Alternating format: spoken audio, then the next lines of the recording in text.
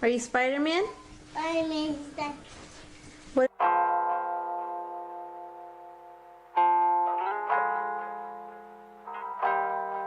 Doesn't matter where you start at. It only matters where your heart's at. You got a chance, better take that. There's no time just to waste that. See, we only get one shot. Like we only get one life. And even when you get beat down, come back like the sunrise. Cause everybody wanna tell you everything you can't do. They ain't never step foot in your shoes. I'ma tell you, anything you want, you can get it. Chase your dreams like you really can't lose. All you gotta do is get it. Shoot for the stars, don't give it. All you gotta do is stay driven. Focus on the mission. Man, they just lack ambition. But you, I can tell you got a vision. So follow your dream.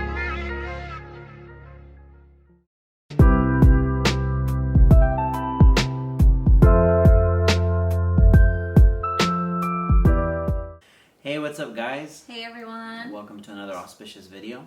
So as you guys know, it's April, and April means Autism Awareness Month. yes. So we're doing our best to talk about autism, and as you guys know, Noah is autistic. So we're going to talk a little bit about his story. We focus a lot on Nathan and his awareness and stuff like that, but we need to shine a light on autism. Okay, so that's what this video is going to be about. Hope you guys watch it through. Maybe you guys will learn something. All right, let's get started. Let's get started. Let's talk about him growing up. I think when he was born, we were very young. Yeah, we were. You were just barely turned 21, right? Yeah. And I had just turned 19. No, I had him when I was 20. I turned 20. Yeah. And I mean, he was a healthy baby. Pregnancy was great. He's so cute too. Yeah. He was He adorable. was, a really active baby. As far as, like before the toddler years, like he was active, laughing, smiling, crawling. We just there was no issues there. Yeah, he was doing pretty good, I Yeah. would say, and until we started noticing his speech was a lot delayed, and then but we didn't know about this because this was our first baby, Yeah, so first we child, weren't yeah. However, other people would mention it to us. Remember, like our parents. Yeah, or like even like people we didn't know. Like I remember one time, my dad was out of town and he was getting internet installed, and so he asked me if I could go over there and just kind of let the person in or whatever. And so Noah was talking to him, and Noah at this age was like, I want to say 2, and Noah was talking to him, and he's like, what is he saying? And as a mom, like you understand them, like what they want with their little for. language. And I'm like, oh, he said this, and then he was like, oh, okay. And then I was like, I got to thinking, and I was like, well, man, like, should he be like a little more advanced in talking? Like what? Like, I didn't think anything of it. And we did get a little comments, from family sometimes, like, what did he say? Yeah. We're just like, oh, he said this. Because he was very, very. Noah's always been a social bug. Always loved All to the talk. time. Always loved getting involved in people's conversations, and even if he didn't understand what he was saying himself, he was just talking. Yeah. But what we noticed a lot too, then some of the things that now we consider symptoms, I guess, was he would not have any eye contact with us, or it'd be hard to get his attention. Extremely hard to get his attention. Or if we asked him a question, he would kind of repeat the question back to you. So if you said like, Noah, pick up your toys, he would say, pick up your toys. Or or if he said like, hey, how was your day today? And he would say, how was your day today? Are you Spider-Man? Spider-Man is that. What does Spider-Man do? Spider-Man do. Show me. Sammy. Show me what he does. Like did it. He wouldn't really like comprehend like what you're asking him. Yeah, I forgot about that, and you're right. Yeah. You would repeat the questions to us. But when he would cry, and he would get, agitated, he would hit the back of his head on the floor. Yeah. And I don't think we've ever recorded that, so I don't even know if we have something like that. But to me, I thought, I grew up with a Hispanic family, growing up Hispanic, the male, they call it machismo. They say, that kid needs, some discipline because he's just behaving badly.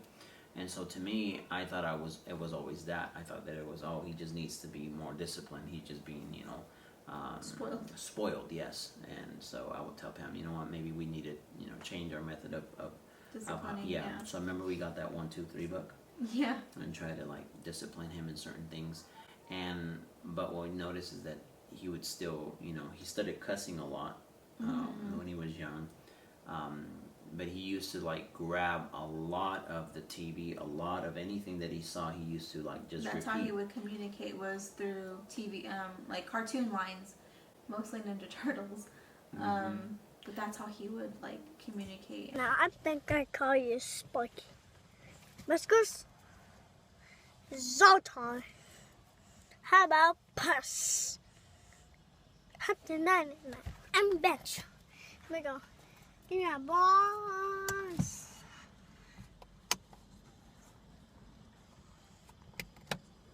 Get started. It's okay. Easy, Mommy. It's gonna be okay. We are going to be turning on to the lights.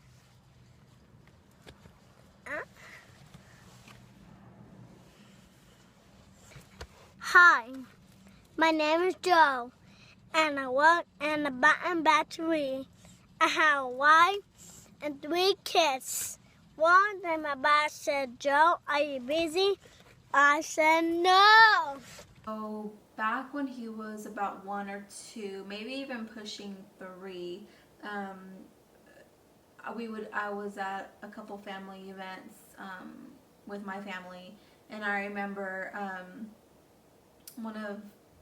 someone had told me, oh, he has ADHD, and I took offense to it, just because I thought, well, he's just a kid, he's just a normal kid, he's running around, screaming his head off all the other kids, and that became a comment, when it came to him. So I would get really upset. They would be like, oh, you give him some Ritalin, he needs Ritalin. And I'm like, oh my gosh, he's a kid, leave him alone. And I wasn't there.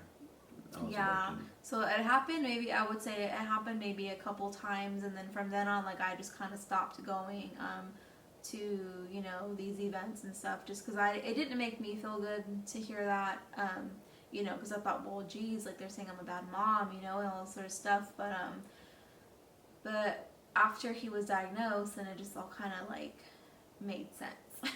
You know what I mean? Yeah. So, a lot of those comments, my wife would call me crying, because she was very upset. You would call me and you would be upset. And I would work nights, so I wasn't around much with them, but she would tell me, these things. And so I always took it as, people are always going to say something about someone. So, again, we just had no idea. And one of the questions that we got from a lot of the followers, well, let me start again.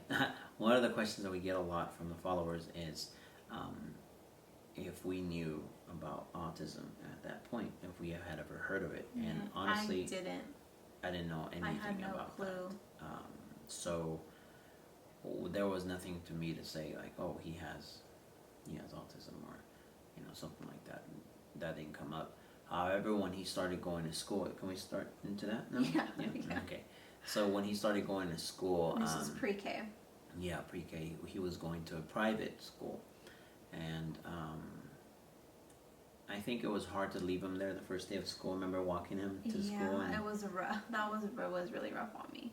Yeah, on both of us. Yeah, it was hard for me. But I think I showed it more because as soon as I left the classroom, I just put my sunglasses on and I was just bawling. I remember I took the day off of work, and He didn't cry though. He didn't cry. Like, he was fine. Like he sat there because they had a little mat, and he sat there, and he was just kind of like, who are all these kids? Like, what's going on here? You know? And then like he kind of had this look like, okay, you're leaving me? Like, where are you going? But he didn't run after us. He didn't, you know, cry or nothing. Like, he just kind of like sat there and just soaked up the environment, and was just kind of like, okay, like, I'll go with it. We'll see what happens. Like, you know, I'll. Yeah, he was just very quiet about it. He was just sitting there, and we were, you know, obviously we were crying at this point. I wasn't like bawling, but you know, there was a few tears coming out of my eyes, and I think what made me like that is just like him being left like that, and him not having a reaction to any of it. Just like, you know, I think it would have been, if he would have been crying, then it would have, I guess, distract us from, you know, no, you have to stay. But no, he was just like, he accepted it. And so when we're leaving, we kind of looked at him through the glass, because remember the teacher told us you can look at him through here and see if he's all right. And remember, he started getting up, and he was like, he was just grabbing and like going and like mingling with the kids and everything. And so him socially, he was never scared to talk to anybody. He was very sociable. So anyway, so he's a couple of years into the school now. He's in private school. And then that's when we start noticing some things, right? So how long into the school year? So I would say it was probably up until maybe like October, November-ish. I'd seen, you know, how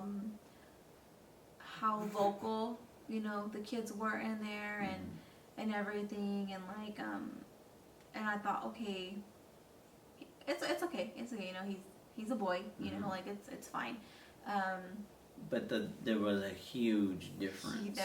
But I was still like, it's fine. Like, I was in huge denial. Like, I'm not even gonna lie. You know, I just made excuses for why there was a big difference. You know, but the teacher did come to me. Talk about that? Not yet. Okay. Because this is still this first teacher I'm talking about. Yeah. Yeah. But that happened in pre-K too, remember? Yeah. Well, yeah, but I want to talk about when I went to the school. Matter of fact, I have a clip of this when I went to the school. Remember? Yeah, a little. I think it was like a birthday party or something like that. I went in there and I started noticing how all these kids would talk so expressively, so openly, and then Noah wasn't like that. You know, all the other kids were calm, or they would talk, but they were actually talking, having actual conversations, and Noah was just jumping up and down and just off the walls, you know. Yeah. Like, remember, he would just jump on his seat while he was sitting down, like he would just jump around, and he would like move his little arms, and that's when I recorded that moment, because I was like, man, he's like super like hyper, and I'm like, okay. But anyways, so then that's when I saw some things. We saw some things, but of course, both of us were like, Yeah. And then she brought it up. Now you can talk about that. Okay, so then his pre-K teacher came to us, and they were saying that they thought that there might be some sense of... Okay, so his teacher had came up to me one morning, and they were saying that they were wanting to have him evaluated with a psychologist, because they felt that there was kind of something there. I know that she didn't want to kind of like put a label on it, or you know, she just kind of said like, he's doing this and he's acting this way, and I told her, you know what, just give him some time. He's little, he still has, this is his first time being around a lot of kids, and his first school setting. Like, give him until I don't know, after Christmas. And he didn't have other kids to play with too. No, I mean, so he did, but he didn't. Like, all of his cousins were a lot older than him. The only one that he has that is close into age, like, he doesn't see her that often. So he was around a lot of older kids. That's what I'm saying. Kids. He didn't have any kids to play with, so we thought that it was just new to his environment with the kids. Yes.